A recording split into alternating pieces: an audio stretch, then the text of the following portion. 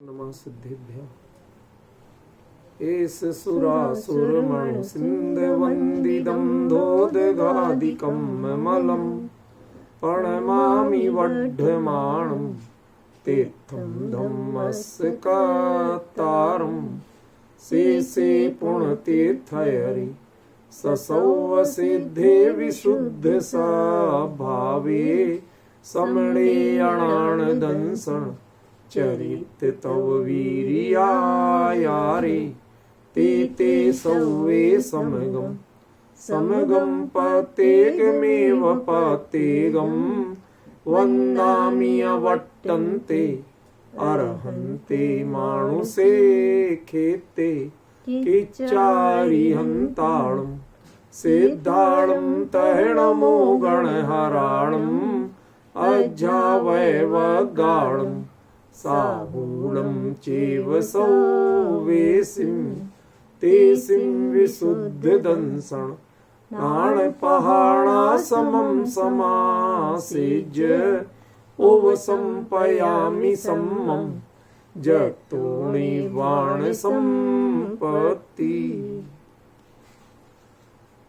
प्रवचन सार परमागम चरणानि योग चूलिका महाधिकार गाथा 234 पृष्ठ 458।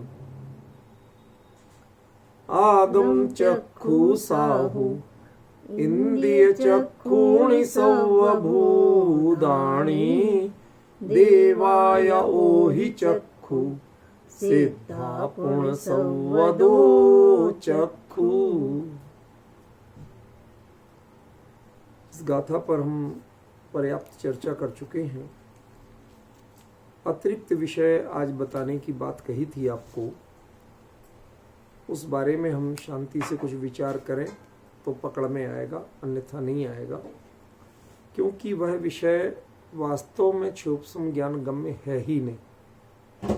हम चर्चा कर रहे हैं, यही एक अति साहस कर रहे हैं, पर किसी चीज का प्रयास करना, सात्विक दृष्टि से प्रयास करना, भले भावना से प्रयास करना, ये अनुचित नहीं, क्योंकि हम मात्र उसे क्षोभसम में समझने का ही प्रयास कर रहे हैं।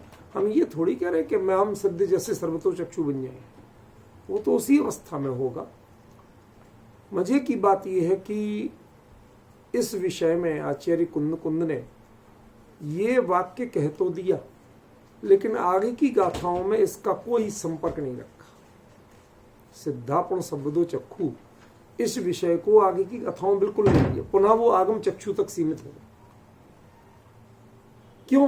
क्योंकि ये प्रकरण ही अभी चरणानि योग की चूलिका पर स्थित मुनिराजों का है और वो आगम चक्षु है, इसलिए उन्होंने वहीं तक सीमित कर दिया। ये इसमें सिद्धांत बता दिया कि 3 वर्गीकरण क्या है, 4 वर्गीकरण क्या है, कि साधु आगम चक्षु है, जगत के जीव इंद्रिय चक्षु है, देव अवधि चक्षु है और सिद्ध सर्वतः चक्षु। ये 4 सिद्धांत अलग अलग बता दिए। ये सैद्धांतिक प्रतिपादन है, इसमें कुछ अलग से उन्होंने नहीं कहा। कहीं ना कहीं इसमें उनका अपना व्यक्तित्व और विषय जुड़ रहा, तो उसको जोड़ के उन्होंने कह दिया, संकेत कर दिया, लेकिन ये उनका मूल प्रतिपाद्य नहीं था। यदि ये मूल प्रतिपाद्य होता तो वह आगे की गाथाओं में स्पष्ट करते। सिद्ध सर्वता चक्षु कैसे हैं, इसके बारे में आचार्य कुंद ने इस कथन के अलावा आगे कुछ नहीं कहा। एक बात, जो टीकाकार आचार्य हैं, आचार्य अमरचंद्र सूरी, आचार्य जय सेन जी, दोनों आचार्यों ने इस विषय में कुछ भी एक्चुअली नहीं कहा। जो उन्होंने कहा मैं आपको पढ़ के बता देता हूं, ताकि आप विचार करना तो शुरू कर सकें। अमृतचंद्र आचार्य देव कहते हैं, तावत भगवंता सिद्धा एव शुद्ध ज्ञानमयत्वात् सर्वतः चक्षु। ये बताओ, शुद्ध ज्ञानमय कौन नहीं है? क्या अरिहंत नहीं बताइए, वो उनमें कोई अशुद्ध ज्ञान की गुंजाइश है क्या? तो वह शुद्ध ज्ञानमय होने से सर्वतः चक्षु है, ये कोई मतलब बात का आधार भी तो बने। जैसे कोई व्यक्ति कहे कि मेरे पास एक एक के 1000 रुपए हैं इसलिए मैं 1000 रुपए वाला हूं, तो कुछ तो आधार तो बनना ना, भाई कैसे 1000 रुपए वाले हो, मेरे पास 1000 रुपए इसलिए मैं 1000 रुपए वाला हूं, ये आधार नहीं बनता। ठीक है ना। वो 1000 रुपए कैसे हैं, हाउ कैन आई आइडेंटिफाई, मैं कैसे समझूं कि आपके पास 1000 रुपए हैं, तो वो चीज कुछ बताने को तैयार नहीं। दरअसल ये क्षोभसम ज्ञानगम्य विषय ही नहीं है, ये आप लोगों के द्वारा जो मुझे थोड़ी प्रेरणा मिलती है तो मैं विषय पर चिंतन करने की चेष्टा करता हूँ। हमारी सुमन बहन जी हैं और भी कुछ लोग हैं, ये लोग पीछे चर्चा करते हैं, मेरे को लिखते हैं, ये तो मैं देखता हूँ कि अधिकांश लोग कुछ नहीं लिखते हैं, वो सिर्फ सुनते हैं, कष्ट ही नहीं करते उससे आगे, समझिए। सामने तो सिर बहुत हिलाते हैं लेकिन उसके आगे कुछ नहीं करते। ये जो परिपाटी है ना, ये बहुत आदर्श नहीं है।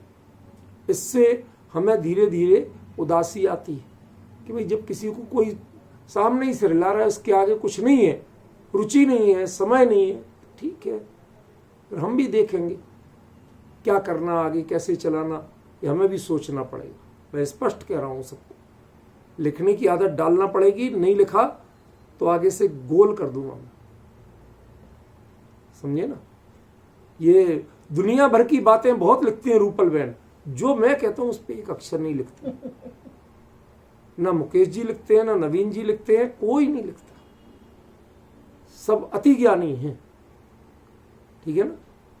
थोड़ा थोड़ा लिखा करो ताकि हम समझें भी कि जो चर्चा अपनी हुई वो आप तक किस रूप में कहाँ तक पहुंची। ये कोई आपकी परीक्षा नहीं लेना है, इससे मुझे विषय पर चर्चा करने का और गहरी चर्चा करने का उत्साह होता है, समझ गए ना। ये साधर्मी के स्वाध्याय चर्चा के लिए सहयोगी आचरण है, ये सहयोग की बात कर रहा हूं, आपकी कोई क्लास नहीं ले रहा हूं, समझे ना। उसको अच्छे अभिप्राय से लीजिए। क्या हमें समझ में आया आज, ये विषय समझ में आया। सुमन बहन हमेशा लिखती, और भी 2-1 लोग लिखते हैं कभी कभी, बाकी लोग बिल्कुल चुप रहते हैं।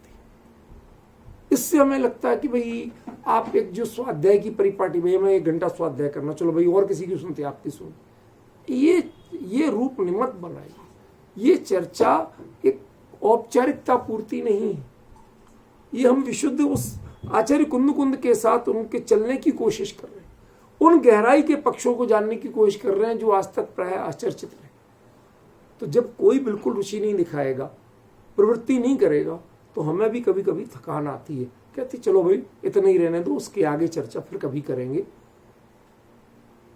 सोचो जरा, विचार करो, कोई अन्यथा भाव से नहीं कह रहा हूं।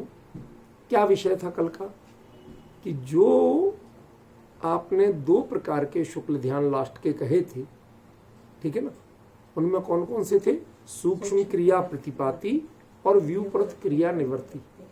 इन दोनों का जो स्वरूप बताया गया वह तो निषेधात्मक परिणाम का बताया गया। शांति से सुनना। अब जब यदि सुनना है तो, नहीं सुनना तो मैं अगली गाथा लूं, सुनना है तो फिर थोड़ा एकाग्रता बनाना पड़ेगी। नवीन जी क्या कहा, निषेधात्मक परिणाम का था। जैसे मैंने कहा कि मैंने आग जलाई, ठीक है ना, उससे आग जलाने से आसपास के जितने भी जो कोई नेगेटिव तत्व थे वो भाग गए। प्रश्न ये है कि आपने उन नकारात्मक तत्वों को भगाने के लिए आग जलाई थी क्या? यार प्रश्न समझ में आ रहा है कि नहीं आ रहा? भाई आपका आग जलाने का उद्देश्य, जंगल में अक्सर लोग ऐसा करते हैं, जंगल में आप अकेले फंस जाओ, रात वहीं गुजारना पड़े। कई बार पहले लोग चलते थे, आजकल तो सब साधन हो गए, सब जगह जंगल में अभी मंगल होने लगे, लेकिन पहले फंस गए, अब चल रहे, पैदल चलते थे, बैलगाड़ी से चलते थे, घोड़े वगैरह चलते थे, इसके अलावा साधन नहीं थे। तो चलते चलते अब रात हो गई, अब कहाँ जाए? तो जब दिन छिपने को होने लगता था थोड़ा, तो वो आसपास देखते चलते थे, जहां थोड़ी सी गुफा या सुरक्षित सी जगह दिख जाए, अपेक्षाकृत साफ सी जगह, ओट मिल जाए, और वहां सूखी लकड़ियां वगैरह उन्होंने इकट्ठी की और चकमक पत्थर होता था ना, उससे चिंगारी पैदा करके घास फूस जला के फिर उससे लकड़ियों में आग लगा के बैठे रहती थी। क्यों? क्योंकि उस आग जलाने का उद्देश्य ठंड भगाना नहीं होता था। उस आग जलाने का उद्देश्य आग के डर से जंगली जानवर, हिंसक जानवर वह आप पर हमला नहीं करते, आपके पास नहीं आते, ये होता था। तो मैंने दृष्टांत इसीलिए ऐसा दिया कि क्या आपने आग इसीलिए जलाई थी कि ये पास नहीं आए, या आपका कोई और उद्देश्य था? ये नहीं आए, ये दूर रहे, भाग गए, ये सब मैंने समझ लिया, लेकिन मेरे प्रश्न का उत्तर दीजिए कि आपने आग जलाई क्यों थी और कैसी आग जलाई थी? पॉइंट समझे ना? कोई लाइटर से जलाए, वही आग तो आ गई है। कोई एक माचिस की तीली जलाए, वो भी आग है। अब आपने कैसी जलाई थी, कितनी देर जलने वाली जलाई थी, उसका क्या ताप था, कितनी ज्वाला, उस सब चीजों के बारे में जानना होगा। और उस जलाने का उद्देश्य क्या था? क्योंकि उद्देश्य के साथ ही विधेय की प्रवृत्ति होती है। विधेय माने उसकी प्रोसेस, कितनी सामग्री लेना, कितनी देर के लिए, ये सब विधेय है। तो विधेय की प्रवृत्ति कब होती है? जब आपका उद्देश्य तय होता है। ये दो शब्द सीख लो, भले ही कठिन लगते हो, सचिन को तो आते नहीं होंगे, आज सीख लो। उद्देश्य और विधेय। जब हम कोई लक्ष्य, कोई गोल तय करते हैं, तो उस गोल की पूर्ति के लिए जो हम तैयारी करते हैं, प्रक्रिया करते हैं, उसको विधेय कहते हैं। ठीक है ना? तो आपका लक्ष्य क्या है? लक्ष्य है अशरीरी सिद्ध भगवान। इतना ही नहीं, असली लक्ष्य है सव्वदो चक्षु। ठीक है ना? तो जो सर्वतो चक्षुपना सिद्ध करना है, ये आपका लक्ष्य। अब उस सर्वतो चक्षुपना सिद्ध करने के लिए आपने किया क्या? तो आपने कहा साहब 2 प्रकार के शुक्ल ध्यान किए। ठीक है ना? उन शुक्ल ध्यानों का आपने परिचय क्या दिया कि उन शुक्ल ध्यानों के लिए आपने क्या किया? ये प्रश्न है मेरा। तो कोई उत्तर नहीं है कहीं। मात्र इतना उत्तर है, मात्र इतना कि एक ध्यान के करने से बादर और सूक्ष्म काय योग ये शिथिल पड़ते हैं, और दूसरे के करने से आप बिल्कुल स्तंभित हो जाएं और फिर भी ये गिरते नहीं, माने उसके बावजूद ये बने रहते, और अगले क्षण में आप अशरीरी हो ही गए। भाई चीज से छूटेंगे तभी तो बाहर जाएंगे। बस इतना इसमें बताया गया। ये दोनों तो ये नहीं हुआ। देह का क्या हुआ? ये हुआ। आपने क्या किया था और आत्मा का क्या हुआ, हमें तो ये बताओ। पॉइंट समझे? प्रश्न समझे कि नहीं नवीन जी? क्या प्रश्न हुआ कि जो आपने इन 2 शुक्ल ध्यानों का परिणाम बताया, अरहंत से सिद्धत्व की साधना में ये 2 शुक्ल ध्यान ही, और कोई जिनवाणी में वर्णन नहीं, ख्याल में।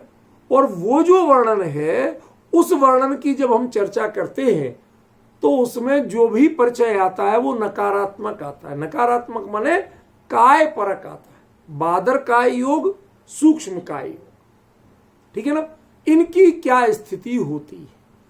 प्रश्न हमारा ये था कि आत्मिक पुरुषार्थ क्या होता है और वह किस जाति का होता है, जिससे चलो यही मान लो कि ये छूटते हैं। ये छूटते हैं एक बात है, लेकिन छूटने पर सर्वतो चक्षुपना कैसे प्रकट होता है? What is the definition of सर्वतो चक्षु? मेरे पॉइंट समझे ना? ये उत्तर मैंने आज देखा, थोड़ा बहुत विचार किया, सोशल मीडिया से लेके शास्त्र तक, ये कहीं नहीं मिला। मैंने आशा थी कहीं ना कहीं कुछ भी क्लू मिल जाएगा, मैं आपको स्पष्ट करूंगा, लेकिन किसी आचार्य ने कहीं नहीं दिया। मैंने धवला देखी, वीरसेन स्वामी को मैं ज्यादा इस बारे में मानता हूं कि वो कुछ ना कुछ लिखते हैं, लेकिन इस विषय में कोई प्रश्न नहीं, कोई उत्तर नहीं। और ये विषय सिद्धापूर्ण संवदो चक्षु, ये यहां के अलावा कहीं और लिखा नहीं मिलता। सिद्धों के 8 गुण आदि की सब चर्चा मिलती है, लेकिन सिद्ध सर्वतो चक्षु है, और सर्वतो चक्षु का अर्थ क्या है, ये चर्चा कहीं नहीं मिलती। अब आप पॉइंट समझिए, इसका मतलब क्या है? नहीं समझिए सचिन, इसका मतलब है ये वाक्य भरत भूमिका नहीं है, ये यहां का प्रचलित विषय नहीं है, यहां के उपलब्ध आगम में ये चर्चा नहीं है। ये वाक्य कुंद आचार्य देव सीधा विदेश क्षेत्र से लाए हुए, समझ गए? वहां केवली के सानिध्य में ये ज्ञान पाया हुआ कि सिद्ध सर्वतो चक्षु होते हैं, उन्हें तो समझ में आ गया, लेकिन यहां के जीव जिन्हें कुछ पता नहीं इस बारे में, उन्हें समझाएं कैसे? कई चीजें आप विशेष भाव भूमि में समझ सकते हो, फील कर सकते हो, बट एक्सप्लेन नहीं कर सकते। आपने बहुत लोगों को सुना होगा, कई लोग रूढ़ी से बोलते हैं, पर कई लोगों के पास गहराई होती है उस बात में। जब किसी के बारे में बोलना होता है तो लोग कहते हैं इनके बारे में कुछ कहने को मेरे पास शब्द नहीं। एक कॉमन डायलॉग है, यद्यपि ये इसमें कोई 90% लोग खाली फॉर्मेलिटी के लिए बोलते हैं, लेकिन 10% ही सही उसमें बड़ी गहराई होती। क्यों? क्योंकि इतने भाव उमड़ रहे हैं, इतने भाव उमड़ रहे हैं कि भावों की गति प्रचंड है और शब्द उसकी तुलना में बहुत छोटे पड़ रहे हैं। पॉइंट समझिए? एक तो उस स्थिति में नहीं होती, और दूसरे जो विषय है वो विषय के अनुकूल शब्द ही नहीं है। समझ गए? शब्द नहीं है माने उपलब्ध आगम में शब्द ही नहीं। तो जो परिचित शब्दावली में जब उसके प्रतिपादक शब्द नहीं है तो क्या कहा जाए? पॉइंट समझ? लेकिन कल मैंने ये बात हवा में नहीं कही थी, कल ही मेरे दिमाग में कुछ था जब मैंने कहा था आज बताऊंगा, लेकिन वो बताना था मुझे कई प्रमाणों के साथ। तो प्रमाणों की स्थिति आपको बता दी, पर मैं वो चर्चा करूंगा। अब उसको समझना कि आप कहीं से प्रमाण मत मांगना मेरे से। कहां लिखा ये मत पूछना, ही मैंने पहले उत्तर दे दिया कि लिखा कहीं नहीं मिलेगा। ख्याल में? अब शांति से सुनिए कि सिद्ध सर्वथा चक्षु बनते कैसे हैं और सिद्धत्व ये सर्वथा चक्षु होता कैसे। ये कार्य अरहंत अवस्था में क्यों नहीं हो पाता? मैं इसके लिए आपको आचार्य कुंद और अन्य आचार्यों के एक प्रतिपादन की ओर ले जाता हूं। कुंद आचार्य देव समयसार आदि ग्रंथों में जब श्रुत केवली की परिभाषा करते हैं, सुदणाण माद सव्वम जाणदि सुद केवली तम, पढ़ी है गाथा, ये पंक्ति सुनी है ना? श्रुत ज्ञान आत्मा ही है, ठीक है ना? जो ही सुदेण ही गच्छति अपाणमिणम तु केवलम शुद्धम तम सुद केवली मिश्रणो भणंति लोय प्रदीवय। जो अकेले आत्मा को जानते हैं वो शुद्ध केवली। आचार्य कुंद के इस वाक्य का मर्म आपने समझा? इसका उत्तर दे रहा हूं मैं, जो चर्चा आज की है, लेकिन कुंद के वाक्य का उत्तर कुंद के ही ग्रंथों में मिलेगा, अन्य ग्रंथों में नहीं मिलेगा। नवीन जी बहुत ध्यान से सुनना मैं क्या कह रहा हूं आज। सिद्ध सर्वथा चक्षु कैसे है, इसका उत्तर दे रहा हूं आपको। जब आपने श्रुत केवली के बारे में जिनवाणी में पढ़ा तो क्या पढ़ते हैं? जो द्वादशांग को अंतर मुहूर्त में पारायण करने की, भाव श्रुत से पारायण करने की, द्रव्य श्रुत से नहीं, क्षमता रखते हैं, उनका नाम श्रुत केवली है। ठीक है? और यहां क्या कह रहे हैं कुंदाचार्य देव समयसार में? जो ही सुदेण ही गच्छति अपाणमिणम तु केवलम शुद्धम तम सुद केवली मिशिणो भणंति लोयपदीवयरा। क्या अर्थ हुआ इसका? समयसार की गाथा पढ़िए, क्या अर्थ हुआ इसका? जो श्रुत से, अब श्रुत माने द्रव्य श्रुत या श्रुत ज्ञान, ये दोनों क्लियर नहीं।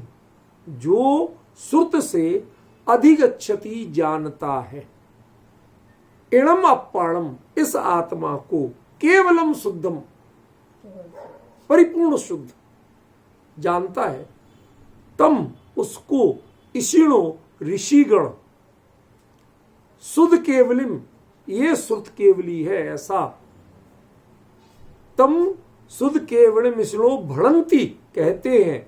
कैसे ऋषिगण? लोयपदीवयरा, लोक को प्रदीप्त करने वाले। कुछ समझे इसमें? ऋषि का अर्थ क्या है? ऋषि माने केवल ज्ञानी, ऋषि माने और कोई नहीं है, ऋषि माने केवल ज्ञानी।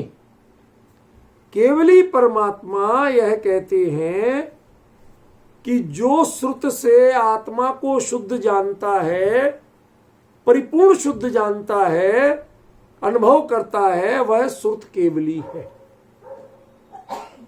और जिनवाणी कहती है कि जो द्वादशांग का अंतर्मूर्त में पारायण करने में समर्थ है, 11 अंग 14 पूर्व इत्यादि को जो जानता है, वो श्रुत केवली है।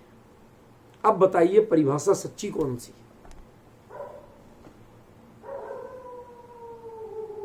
मुकेश जी कुछ पूछ रहा हूं आपसे, कहां खो गए हैं? हिसाब किताब देख रहे हो? कोई मैसेज आ गया? इधर देखो ना भाई, आप तो नीचे देख रहे। सुनो, कुछ बात बता रहा हूं। दो में से सच्ची परिभाषा कौन सी? सोच के बोलना, घबराना मत, टेंशन मत करना। नवीन जी बड़े एकाग्रचित्त होके मुस्कुराते हुए देख रहे हैं, मुझे बहुत अच्छे लग रहे हैं। क्या कहा? जो श्रुत से इस आत्मा को, निज आत्मा को, अब निज आत्मा को और इस आत्मा को, इसमें बहुत बड़ा अंतर हो गया। जो प्रत्यक्ष दृष्टि गोचर है, अनुभव गोचर है, वो तो होता है ये है आत्मा, और जो निज आत्मा तुम अपने को करना, ये उपदेश वाक्य हो जाए, ये अनुभव वाक्य नहीं। समझे ना? तो इस आत्मा को परिपूर्ण शुद्ध जानते हैं, वो शुद्ध केवली है, ऐसा साक्षात केवली परमात्मा ने कहा। ये कुंद कुंद कह रहे हैं। जबकि केवली के वचन रूप जो आगम आपके पास हैं, उन आगमों में मात्र इतना कहा गया कि जो द्वादशांग को अंतर्मुहूर्त में पारायण करने में समर्थ हैं, उनका नाम श्रुत केवली होता। जो 11 अंग 14 पूर्व को जानते हैं, वो श्रुत केवली होते। ठीक है? अब ये परिभाषाओं में अंतर क्या है? कुंद कुंद की परिभाषा, कुंद कुंद जानते थे, भले आदमी एक भी नहीं मानेंगे मेरी बात,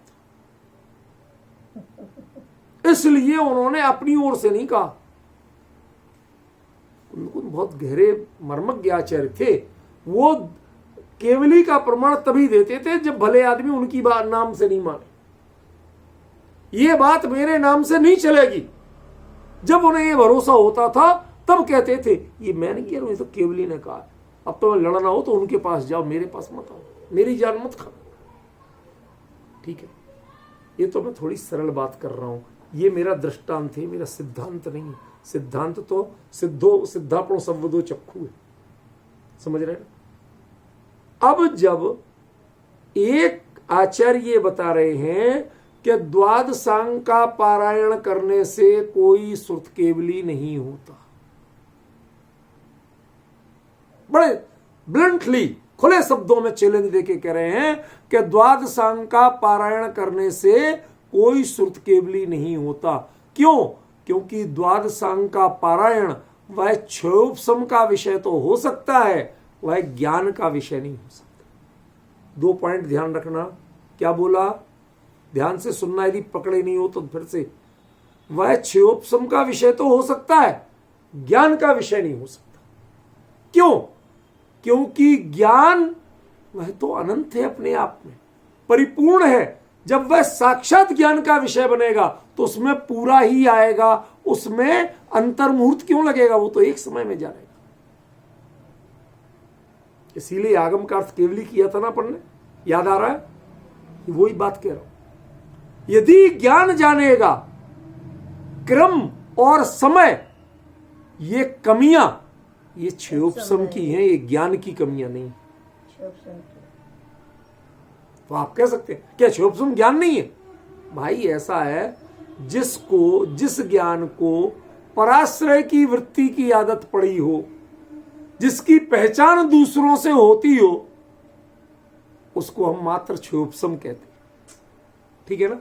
और जिसकी पहचान अपने से होती हो, उसको हम ज्ञान कहते हैं, ठीक है।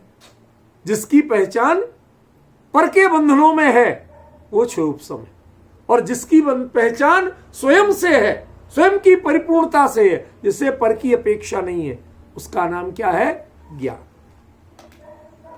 तो आचार्य देव ने क्या कहा? जो ही सुदेण, सुदेण माने, सुदेण माने श्रुत ज्ञान से या शास्त्र से, दोनों नहीं, मजे की बात, दोनों नहीं। आज इस प्रसंग में उस गाथा, दृष्टांत रूप गाथा लिए मैंने, उसका भी अर्थ हो जाएगा। श्रुत माने ना तो द्वादशांग, और श्रुत माने ना ही श्रुत ज्ञान। क्यों? क्योंकि आत्मानुभूति श्रुत ज्ञान से नहीं होती, मैं मति ज्ञान से होती है। मैं इंद्रिय अनिंद्रिय निमित्त तक नहीं होती पर्याय, लेकिन मति ज्ञान की पर्याय से आत्मानुभूति है, श्रुत ज्ञान की पर्याय से आत्मानुभूति नहीं होती। क्योंकि श्रुत विकल्पात्मक होता है, विचारात्मक होता है, इसलिए मति ज्ञान में ही वो सामर्थ्य है क्षयोपशम के रूप में जो स्थित है, कि जो आत्मानुभूति कर सकता है। तो ये तो तय हो गया कि जो ही सुदेण ही गच्छति माना श्रुत ज्ञान नहीं है, इसका अर्थ बिल्कुल क्लियर, भ्रम रखना ही नहीं। तो फिर क्या है कि श्रुत माने द्वादशांग। क्या ऐसा है कि स्थूल रूप में कह लो तो कह लो, बाकी द्वादशांग के पढ़ने से आप लक्ष्य कह सकते हो कि द्वादशांग का लक्ष्य एक ज्ञायक भगवान आत्मा बताना ही है, वो चाहे प्रथमान योग की शैली किसी तरह से बताएं, बताना वही, ऐसे आप भले ही कह लो, वरना नहीं। तो तीसरा कौन सा अर्थ हो सकता है? जो ही सुदेण, जो मैंने साक्षात सुना और समझा। समझ गए? अब इससे एक नया रास्ता खुलता है कि क्या समय सार के पहले भी हुआ थे। समझ गए? संकेत तो ऐसी मिलते, जो ही सुदेण ही गच्छति अपाणमिणम, या उन्होंने संभावना सूचक बताया हो कि जो भगवान से साक्षात दिव्य ध्वनि से, केवली के दर्शन से साक्षात जो प्राप्त करते हैं, जानते हैं निर्मल आत्म स्वरूप को, वह श्रुत केवली हैं। उनकी वाणी जिन्होंने सुन ली और अपने आत्मा का अनुभव कर लिया, वो श्रुत केवली हुए। श्रुत सुना और केवली जो जानना। श्रुत ने क्या बताया कि एक ज्ञायक को बताया और आपने ज्ञायक को जान लिया, तो केवल को जान लिया, ओनली को जान लिया, एक को जान लिया, तो आप श्रुत के सुन के केवली हो गया, क्योंकि उन्होंने एक ही बताया था और आपने एक ही जान लिया। तो 100% मार्क हो गए कि नहीं हो गए? जब आपने कोर्स इतना बड़ा हो और इतने बड़े कोर्स में से आपने एक प्रश्न पूछा था और एक प्रश्न का मैंने पूरा उत्तर दे दिया, अब बताइए मुझे पूरे नंबर मिलना चाहिए कि नहीं मिलना चाहिए? आपने और नहीं पूछे तो इसमें मेरी गलती क्या?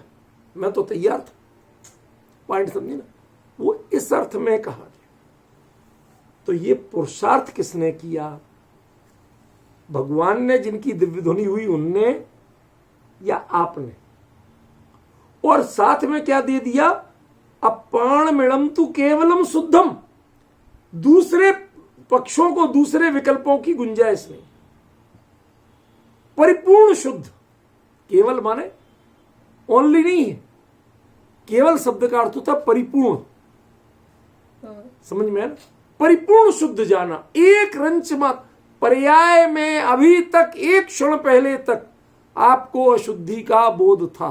ध्यान रखना, शुभ भाव भी अशुद्धि है, शुभ भाव कोई शुद्धि नहीं है। शुद्ध और अशुद्ध जब ये भेद करोगे तो अशुभ भाव भी अशुद्ध है और शुभ भाव भी अशुद्ध है।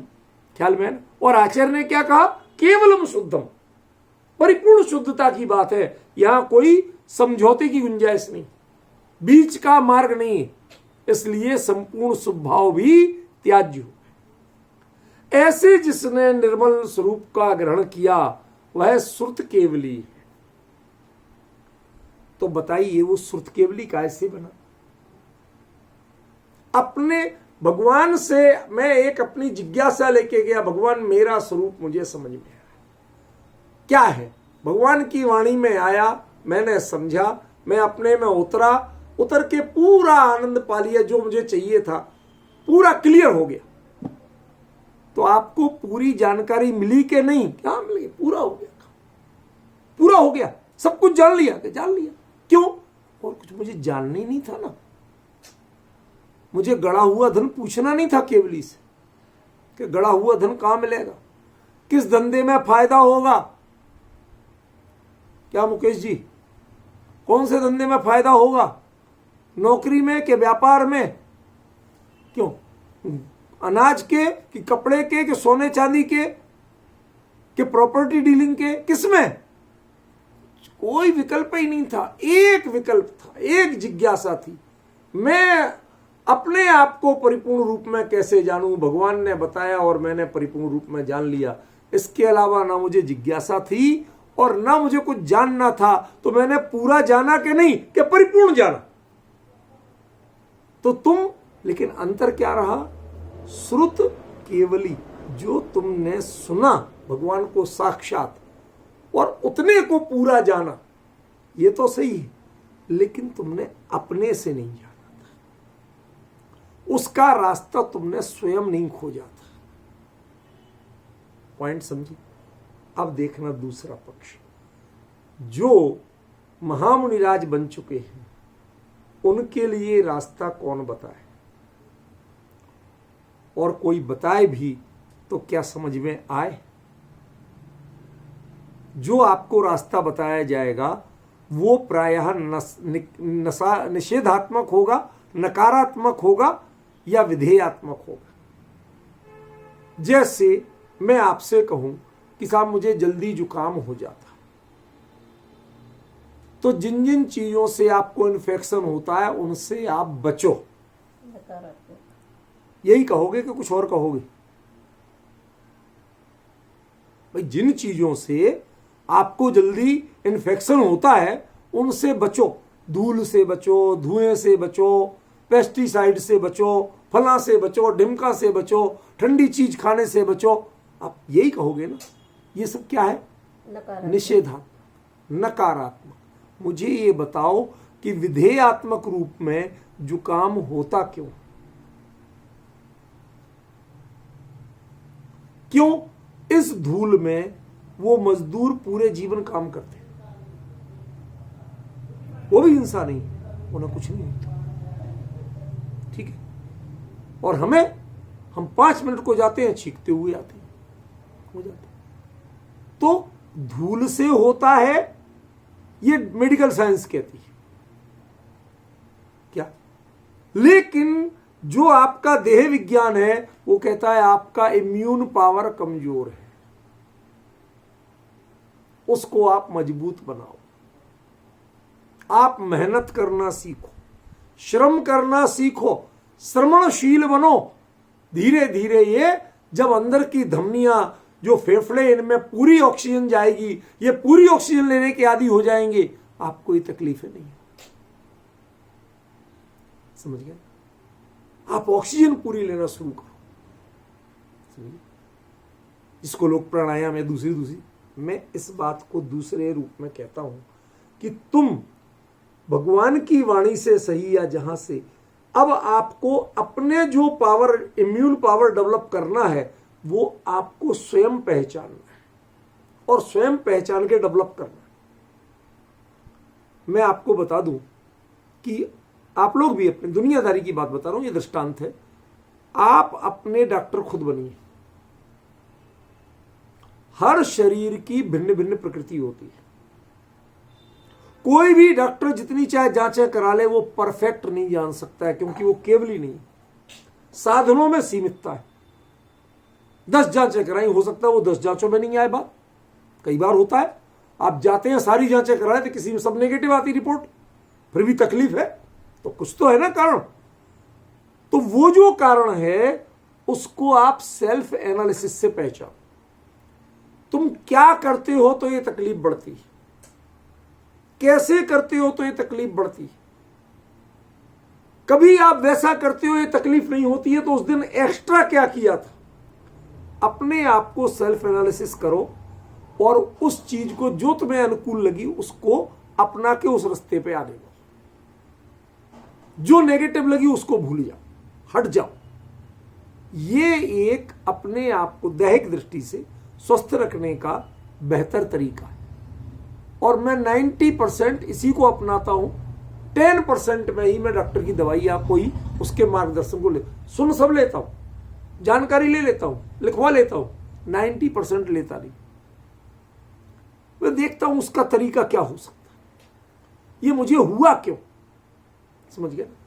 अब ये तो हुआ बहुत स्थूल दृष्टांत। अब आप चलिए कि मुनिराज जिस भूमिका में पहुंच चुके हैं, परिहार विशुद्धि को टच करके वापस कहां आए हैं, छेदोपस्थापना। वो मुनिराज आप यहां तक जो आपने सातिशय प्रमत्त संयत पने की भूमिका तक बढ़े कैसे थे। छेदोपस्थापना से परिहार विशुद्धि की दूरी तय कैसे की थी। कहते ना वो केवली के उपदेश से की थी। बिल्कुल कंफर्म बात बता रहा हूं, केवली के उपदेश से परिहार विशुद्धि नहीं होती। केवली का उपदेश श्रुत केवली बनने में कार्यकारी है, केवली का उपदेश केवली बनने में कार्यकारी नहीं। ये थोड़ी गहराई की बात बता रहा हूं, कुंद कुंद के समर्थन से बात बता रहा हूं। लोय पदी वैरा ईश्वरों बढ़ंती, लोक के प्रदीप करा ऋषिगण। केवली परमात्मा जब कहते हैं तो उसके बदले में उस बात को जो जान लेता है और अपना लेता है, अपने को शुद्ध अनुभव कर लेता है, वो श्रुत केवली बनता है। कहीं भी उन्होंने केवली बनता है नहीं लिखा। पॉइंट समझ में आया। इसलिए केवली परमात्मा, तीर्थंकर परमात्मा की दिव्य ध्वनि भी सुन लो, उससे आप अधिकतम कितने बन सकते हो, श्रुत केवली बन सकते हो। उससे आप केवली नहीं बन सकते हो, सिद्ध तो क्या बनोगे। और यही कारण है कि जितने तीर्थंकर हुए सबके दीक्षा और केवल ज्ञान, इनके टाइम भिन्न भिन्न है, एक जैसे नहीं। कल मल्लीनाथ भगवान का था मोक्ष कल्याणक था। कितने दिन में आप लोगों ने यदि बनाया होगा तो बताओ, कितने दिन में आप वो भगवान के केवल ज्ञान हो गया था दीक्षा के बाद, है किसी को पता? हाँ, नवीन जी ने बताया बिल्कुल परफेक्ट उत्तर। 6 दिन में केवल ज्ञान हो गया। 6वें दिन केवल ज्ञान था, दीक्षा के 6वें दिन। और आदिनाथ भगवान को 1000 साल, 1000 साल, 1 लाख, 1000 साल, 1 लाख पूर्व तो उनका दीक्षा का टोटल काल रहा था। अब आप डिफरेंस समझ रहे हो, 1000 साल और 6 दिन, ये डिफरेंस यदि मान लो जानकारी होती तो तीर्थंकर जगत गुरु होते हैं, 4 ज्ञान के धारी हो जाते हैं दीक्षा लेते ही, सारे संसाधन उनके पास होते हैं। अब आप बताइए कि वह केवली क्यों नहीं हो पाए थे। और केवली होने के बाद कोई 1 दिन में सिद्ध, कोई अंतर्मुहूर्त में सिद्ध, कोई 6 दिन में सिद्ध, कोई 6 साल में सिद्ध, कोई 6000 साल में सिद्ध, कोई 1000 साल कम 1 लाख पूर्व में सिद्ध। ये डिफरेंस क्यों पड़ा? पॉइंट समझ में आ रहा मैं कहां लाना चाहता हूं? इसका मतलब है कि यदि जिनवाणी में कोई इसका फॉर्मूला होता, केवली किसी को ये फॉर्मूला समझा सकते, तो सब लोग एक फॉर्मूला में, एक यूनिफॉर्मिटी में चलते, सब उतने दिनों में सिद्ध हो जाते, सब उतने दिनों में केवली हो जाते, सब अपने ऊपर अप्लाई कर लेते। मेरा पॉइंट समझ रहे नहीं समझ रहे? इसका मतलब है सबको अपनी साधना इससे आगे की अपनी साधना स्वयं करनी है। उसके लिए कोई दूसरा समझा नहीं सकता, कोई शब्द समझा नहीं सकते हैं। इसीलिए द्वादशांग में उस साधना का वर्णन नहीं आता। पॉइंट समझे कि नहीं समझे? अब आपने हमें चर्चा करना है कि अब वो साधना क्या हो सकती है। अब आप सोचिए कहां तक ला रहा हूं। पहले आपको उसके दूसरे एस्पेक्ट बता रहा हूं, क्या क्या छूटेगा। अब क्या कितनी सी पूंजी लेके आपको अपना चलाना है। मैंने एक बार ऐसे ही सोशल मीडिया पे एक देख लिया, जिज्ञासा हुई, उस पर हेडिंग ऐसी थी कि एक प्लेन उड़ा किसी देश से, यूरोप के, और वहां के आल्प्स पर्वत के पहाड़ों पे, बर्फीले पहाड़ों पे टकरा के क्रैश हो गया। उसमें जो सवार थे, कई लोग तो पहली बार में ही मर गए, कई लोग बचे, कोई 20, 22, 25 लोग बचे।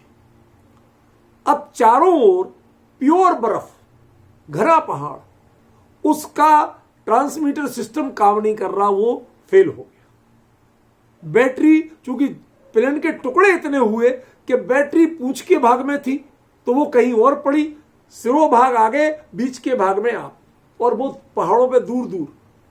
अब बहुत कोशिश की, कोई संपर्क नहीं हो पा रहा, किसी को सूचना नहीं दे पा रहे। अब मैं आपसे पूछना चाहता हूं कि उनमें से पहली बार तो लोगों को कुछ चॉकलेट वगैरह जो वो लोग रखते हैं, तो कुछ पहले दिन को खाने को मिल गई, दूसरे दिन से खाएं क्या? कुछ नहीं था उसमें। और लोग लगभग कुछ लोग लास्ट में 84 दिन जीवित रहे। उनकी पूरा वर्णन पड़ा। मैंने पूछा अपने आप से कि ये जब इन्हें खाने नहीं मिला, पीने को पानी नहीं मिला, ठंड इतनी भयंकर थी कि खून जम जाए, ठीक है ना, और उसमें इन्होंने इतना संघर्ष किया, कहते स्किन फट गई ठंड के मारे, इतनी बुरी हालत, उनको बचाया किसने? जो अंतरंग उनका निज बल था, ठीक है ना, उसने उनको बचाया। उस बल की पहचान आपको करना पड़ेगी, किसका कितना है। ये तो देह बल की बात थी दृष्टांत में, यहां आत्मबल। उस बल को पहचान कर जितनी जल्दी पहचान लोगे और जितनी जल्दी अप्लाई कर लोगे, उतनी जल्दी ही आपको केवल ज्ञान और सिद्ध दशा है। अब ये पहचानने की जो स्वयं की प्रक्रिया है, इस प्रक्रिया में जितना विलंब जो लगाते हैं या जितनी देर से जिनको पहचान होती है, ये तो अभी केवल ज्ञान पे लागू पड़ा है, क्योंकि केवल ज्ञानी के लिए कमी नहीं होती है जानकारी की, समझ में है ना। इसलिए ये सिद्धपने पे लागू मत करना। उनको केवल ज्ञान उतनी देर में होगा, श्रेणी आरोहण होकर केवल ज्ञान उतनी देर में होगा। यहां तो समझ में आ गया उत्तर। लेकिन जब केवल ज्ञान पूर्ण आपको हो गया, फिर उसके बाद विलंब क्यों होता है, ये उत्तर आपको परफेक्ट ये बताएगा सिद्धापड़ शब्दोचक। पॉइंट समझिए। अब बताइए पूर्ण ज्ञान किसे कहती है?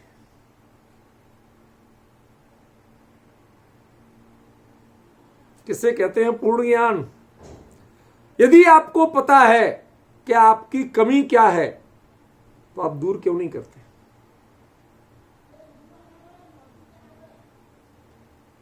क्यों नहीं करते दूर? उतने समय बाद वह पुरुषार्थ क्यों होता है? क्या चल रहा होता है अंतर में? क्या प्रमाद चल रहा होता है? ज्ञान की कमी चल रही होती है?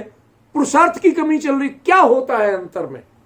वास्तव में केवली के स्वरूप को समझे बिना और केवल ज्ञान की उस अनंत अवस्था के पक्ष को समझे बिना इसका उत्तर आप नहीं ले सकते। मैं शॉर्ट में बता रहा हूं, ये बहुत सूक्ष्म विषय है, आप कोशिश करिए जानने की। पहली बात, क्रमबद्ध किसे कहते हैं? वो कार्य, वह पर्याय इस समय इस रूप में प्रकट होनी है, ये केवली जानते हैं कि नहीं जानते? जानते हैं ना। और उसे इंदोवा है जड़िंदोवा कोई परिवर्तित नहीं कर सकता, ये केवली जानते हैं कि नहीं जानते? जानते हैं।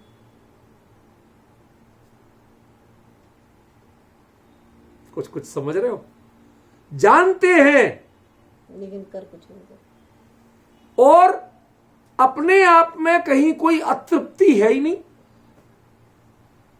परिपूर्ण तृप्ति, अनंत सुख। जिसको कोई कमी हो वो तो परेशान हो। राष्ट्रपति महोदय किसी जंगल में 3 दिन के लिए पिकनिक बनाने जाएं, अब साहब कहीं कोई शेर आ गया तो कि तुम राष्ट्रपति हो कोई और हो? तुम राष्ट्रपति हो ना, तुम्हारे लिए ये चिंता करना उनका विषय है। आ जाए तो तुम तो आराम से देखना, एंजॉय करना। तो मेरा क्या डिफरेंस कर रहा हूं, समझ रहे? क्यों? क्योंकि तुम्हें खरोंच भी आई तो तुम्हारे सिक्योरिटी के सारे लोगों की वाट लग जाएगी। समझ में आया? वो तो आ भी जाए, दिख भी जाए, तुम तो एंजॉय करना, तुम्हें टेंशन करने की जरूरत नहीं है। डिफरेंस समझ रहे? क्यों? You should feel you are a president, not a layman. ऐसे ही जिन्होंने अपने स्वरूप की सत्ता की परिपूर्णता का छक्के अनुभव किया हो, उनको जो पर्याय जब आ रही है, जिस रूप में आ रही है, वो ज्ञान का विषय तो बनती है लेकिन व्यग्रता का विषय नहीं बनती। ख्याल में है? कुछ भी आए कुछ भी जाए, क्यों? कोटि पूर्व की आयु बनी रहे, सिमंदर परमात्मा केवल ज्ञानी हो चुके, बनी रहे तो बनी रहे। 1 करोड़ साल बाद आएगा तो आएगा, उसके लिए रंच मात्र भी व्यग्रता नहीं हो सकती। आम आदमी को जंगल में 1 रात बिताना पड़े तो सोच सोच के वो जिंदगी भर सुनाता, अरे भाई साहब जंगल में फंस गए थे, हमें ही जानते कैसे रात बीती, कैसे जान बची। एक बार तो शेर की आंखें दिख रही थी, वो हरी हरी चमकती हुई। वो शेर की थी, किसकी थी? वो जंगल में रात को सब हिंसक जानवरों की चमकती है, लेकिन आपको कल्पना में क्या लगा? शेर ही था। समझ गया? वो तो हम आग जलाए हुए थे तो पता नहीं क्या उसी डर से कैसे भाग्य था जो बच गए। ये तो आप सुना रहे। यदि आप राष्ट्रपति होते तो आप एंजॉय करते, टार्च लेके आराम से देखने की कोशिश करते। क्यों? कि सिक्योरिटी अरेंजमेंट मेरा विषय है कहां? वो तो पूरी फौज साथ में है ना, टीम, ये तो वो देखेंगे। तुम तो एंजॉय करो, तुम्हारा काम है एंजॉय करना, तुम्हारा काम सिक्योरिटी देखना नहीं है।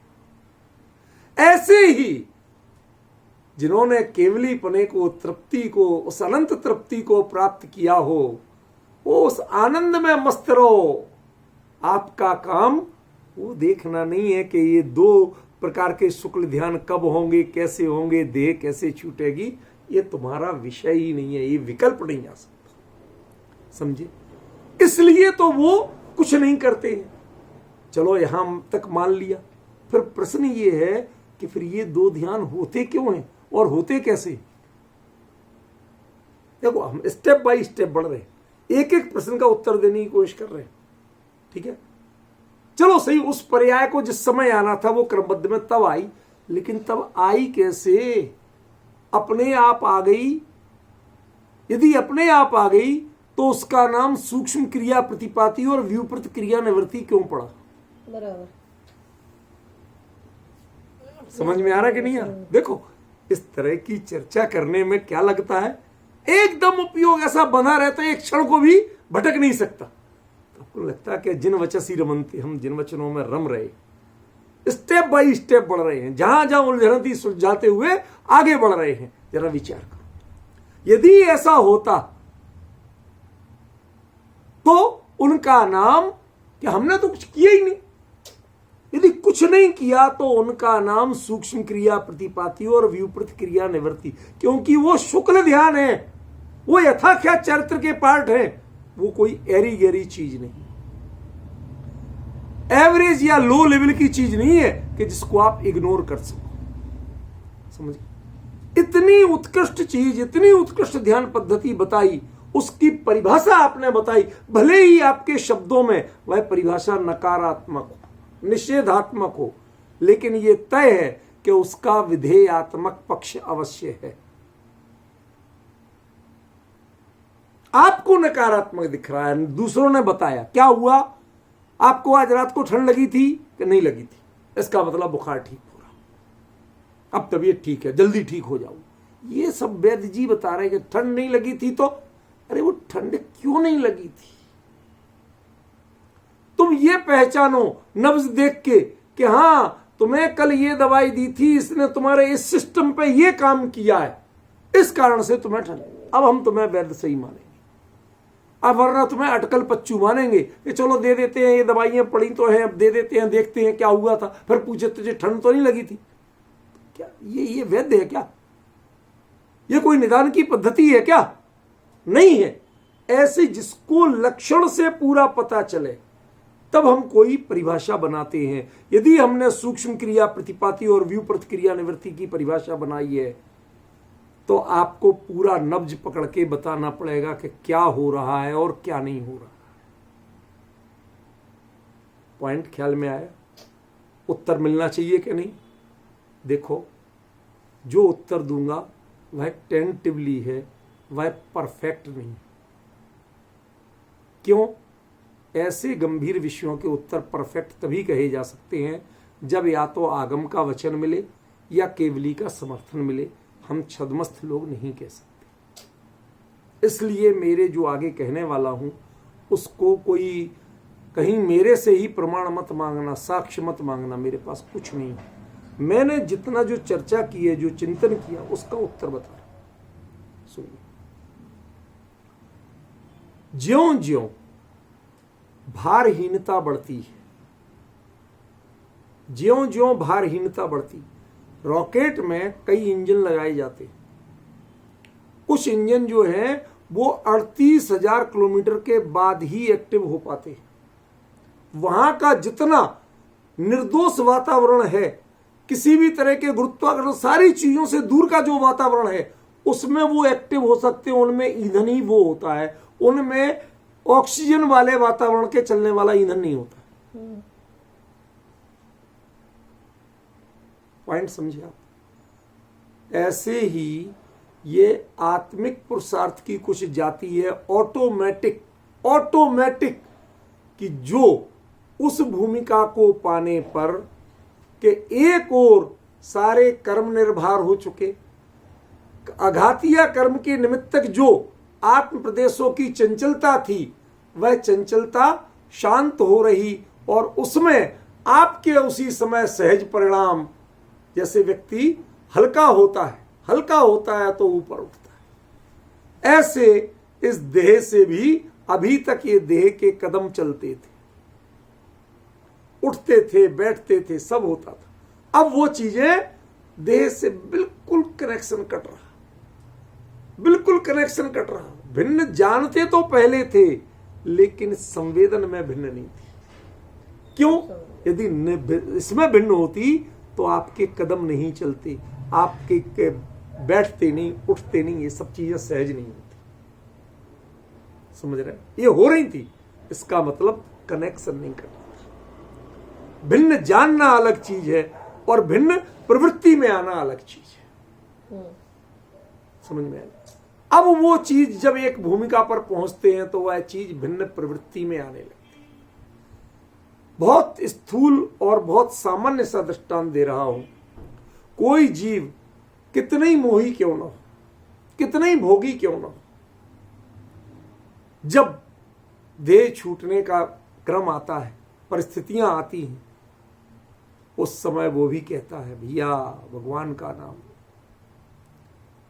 भाई क्या रखा है, एक दिन सबको जाना है। तो सारे जीवन दंड बैठ के क्यों लगा रहा था? सारे जीवन च्यवनप्राश क्यों खा रहा था?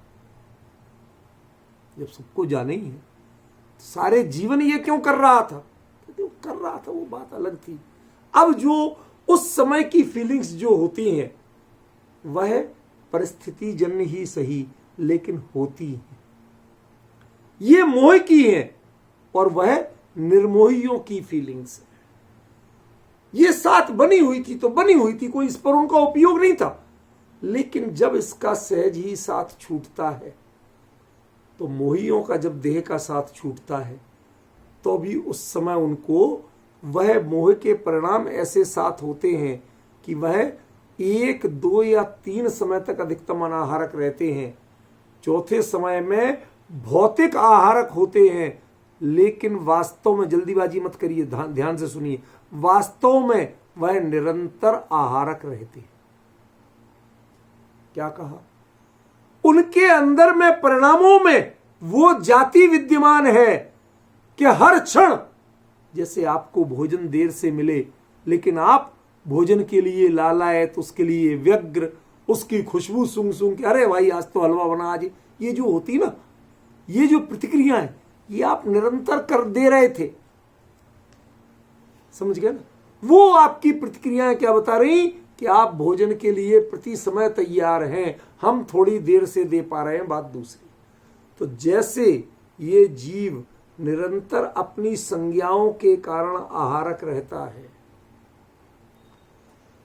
वह जो संस्कार है कब का? अनादिकालीन। वह संस्कार जो देह और आत्मा के संयोगजन्य सहज था, वह संस्कार अनादिकालीन इस यात्रा में पहली बार छूट रहा है। समझ में? पहली बार छूट रहा है।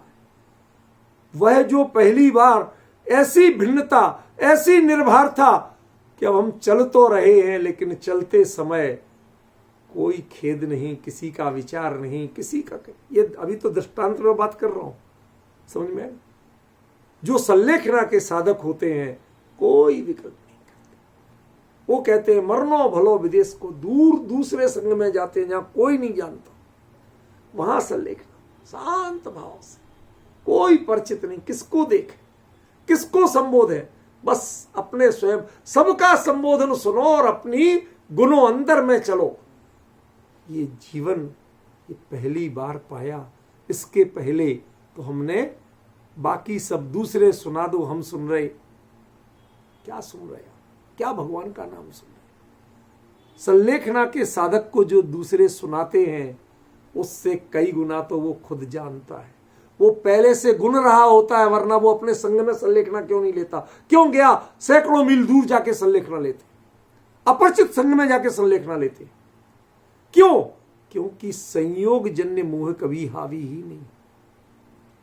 मैं स्वयं का स्वयं गुरु हूं, लेकिन स्वयं का स्वयं गुरु होने का जो मान है, उस मान को भी त्यागने के लिए दूसरे को निर्यापक आचार्य बनाता है। खुद चाहे सबसे वरिष्ठ आचार्य हो देश भर का, सभी संघों का सबसे श्रेष्ठ, वह भी अपने से जूनियर उसको निर्यापक। क्यों? मान को छोड़ना है भैया, ये जिम्मेवारियां छोड़ना है। कौन? कुछ नहीं, आप जो कहोगे वो कर लेंगे, बाहरी क्रिया जो आप कर लेंगे। आप जानो, मैं तो अपनी साधना करूं, मैं बाहर के बारे में कुछ नहीं बोलूंगा, आप जो कहोगे। डिफरेंस अपने लिए वह परिपूर्ण है, परफेक्ट है। ये साधना कोई गृहस्थ हो चाहे साधु, जब जीवन में संलेखना की करता है, तो उसके भावों, और जो आम मोही लोग मजबूर होके बोलते हैं भैया एक दिन सबको जाना है, इन दोनों के भावों की जाति क्या एक है? तो निराशा से बोल रहे। समझ गए ना?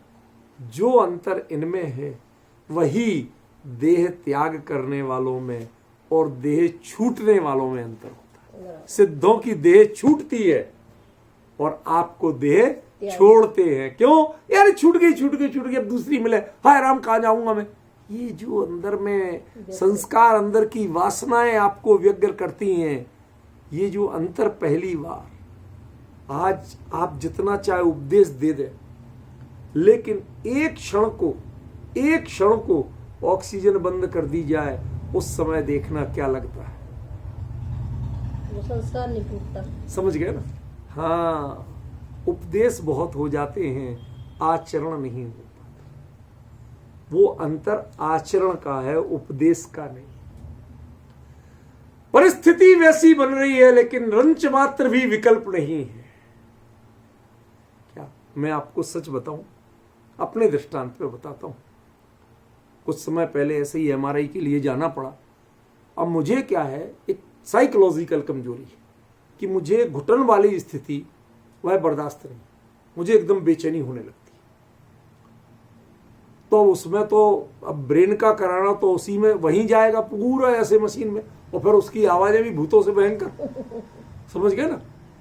अब उसमें जो ही गए तो वो उसने हमें घंटी दे दी थी एक कि यदि आपको बेचैनी लगे तो ये घंटी बजा देना। अब तो साइकोलॉजिकल अपनी मेंटलिटी बनी हुई है, जो ही गए बेचैनी एकदम लगी। अब मजे की बात, मैंने घंटी बजाई, उस भले आदमी ने चतुर ने वो घंटी खराब वाली पकड़ा दी थी, बजी ही नहीं। अब जब बजी नहीं, कान तो मेरे काम कर रहे थे, अब मुझे क्लियर पता चला कि बजी ही नहीं, तो हमने कहा जब उसने सुनी नहीं, उसे तो पता है नहीं, मैं तो अंदर घुसा पड़ा हूं, वो तो उधर पैनल पे बैठा है, तो उससे जब सुनी ही नहीं तो वो क्या करेगा। तो जो बेचैनी थी, मैंने शांत भाव से विचार किया, भैया तुम गायक भगवान आत्मा हो, अपने स्वरूप का चिंतन करो, अपने अंदर में उतरने की कोशिश करो। ये देह तुम्हारी है ही नहीं, तो घुटन तो देह को होती है, आत्मा को होती है। किसको होती है? सारे जीवन इतना अंतर है मुझे कि मैं एसी 2 टियर में चलता हूं, 3 टियर में नहीं चल सकता। क्यों? वो गैप कम लगता है मुझे, उसमें सफोकेशन लगता है, इसलिए मैं एसी 3 टियर में नहीं चलता। कोई स्टैंडर्ड वाली बात नहीं, मुझे उतना गैप चाहिए, पूरी ऑक्सीजन सहजता चाहिए। अब वहां तो इतनी सी जगह थी। जीवन में पहली बार उस स्वरूप का जब अपने अंतरंग में विचार करने का उद्यम जो किया, जब एक उपयोग वहां एकाग्र किया और यहां की चिंता छोड़ी, उसने 1 घंटे करीब 45 मिनट चलाया। पहले 20 मिनट की अलग प्रोसेस, फिर इंजेक्शन दिया, फिर उसके बाद इस सब के बावजूद मुझे 1 सेकंड को घबराहट नहीं हुई। आप डिफरेंस समझ रहे हैं ना? ये अपना मैंने जो खुद अनुभव किया वो बता रहा हूं।